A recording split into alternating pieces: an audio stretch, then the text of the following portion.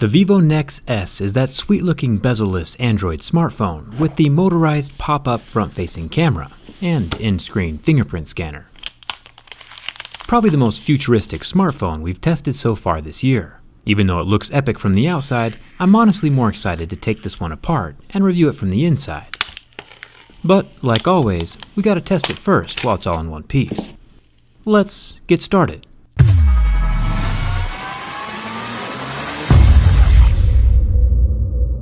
Right off the bat, this thing looks incredible. Full screen design with no notch just looks good. The colorful edge-to-edge display is impressive all by itself, but we aren't really here to talk about the screen. There's so much other weird tech inside of this phone to check out, starting with that camera. Just pops out of the top like a daisy in springtime. It activates by poking out like an accessory on R2-D2 each time I turn on the front-facing camera, and then retracts as soon as I switch back to the rear camera or exit the app. The sound you hear isn't the actual sound the hardware is making, it's an added effect. There's actually 3 sounds.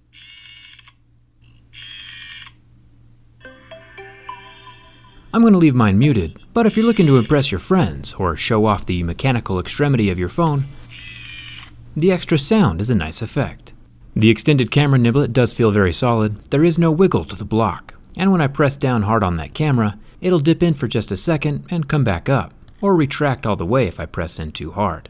It's still very firm though, and feels like it can handle its own.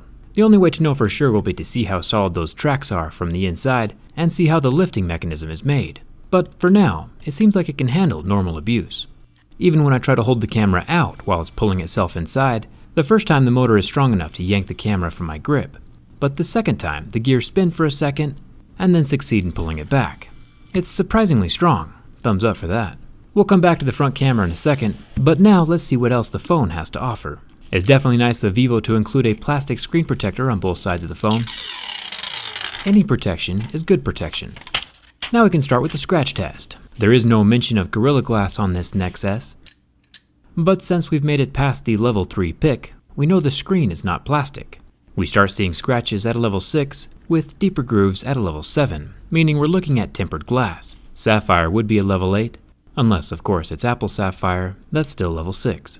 You might have noticed that there is no earpiece on this phone. It doesn't pop out with the robotic camera on top either. Vivo says it uses vibrations instead of a speaker. It's definitely a weird thing that takes some getting used to, but it works. No matter where you put your ear on the frame of the phone, you can hear sound emanating from the device, kind of like those bone conduction speakers. For example, this is what a normal earpiece sounds like. This is coming out of an iPhone 8. It's pretty standard across all smartphones with a little speaker inside of the earpiece. You can't discern one smartphone from the other just by the earpiece inside of the phone.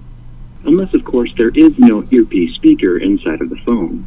This is what it sounds like from inside the Vivo Nex S. It's done through vibrations instead of a speaker, and pretty much sounds the same no matter where you're listening to from the phone, since the vibrations encompass the whole frame. It sounds a lot like a speakerphone, but contained in a much smaller area. Another successfully hidden component is the fingerprint scanner, hidden underneath the display. I tested this previously with the Vivo X20, and even with scratches on the glass, the Vivo Nex S still functions.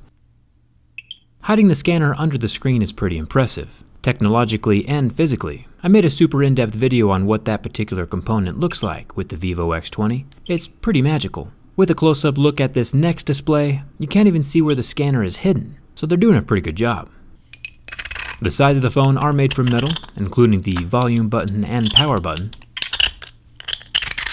At the top of the phone, we have our headphone jack, which is incredible. Vivo has a bezel-less, notchless phone and still includes that headphone jack, while Apple's over there claiming there's no room and dongles are the way to the future. Last time I checked, Apple sold 23 different dongles, so you know what direction Apple's taking their innovation.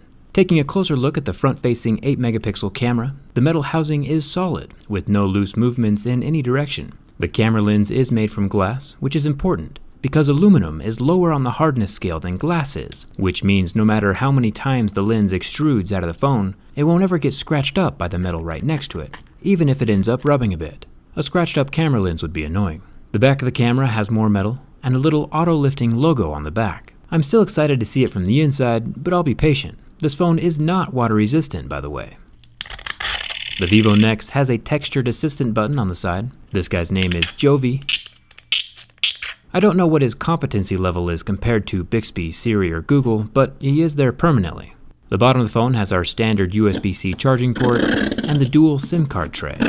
Fun fact, if you ever stick your little tool in the wrong hole, like this little microphone hole here right off to the side of the tray, it probably won't cause any damage, since the microphones are placed off at an angle inside the phone, and the tool only goes straight in.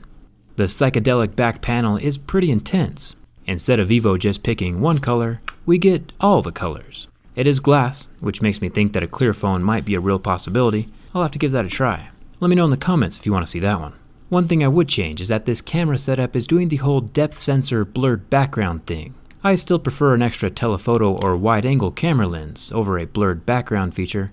A blurred background can basically be accomplished with just one lens anyway. The dual-color LED flash is also under the glass on this one. And now for the burn test. This wall-to-wall 6.6-inch AMOLED display lasted quite a while.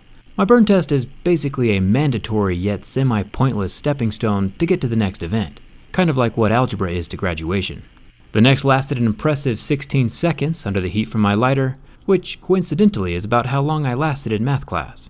Hit that subscribe button if you haven't yet. The structural bend test is next. We'll see if the motorized rails inside the frame compromise the structural integrity of the phone. There is a little more bend than I'm comfortable seeing, but still no cracked glass or catastrophic failure, no matter what side the pressure is applied from. So I am very pleased to report that this technologically advanced metal and glass sandwich passes my durability test, even the protrudy bits. Phones passing my test is a very good thing. It means that manufacturers are putting thought into the construction and the longevity of our devices, which is good for us as consumers and our wallets, but also the planet. Phones are pretty hard to recycle, so the longer they last, the better.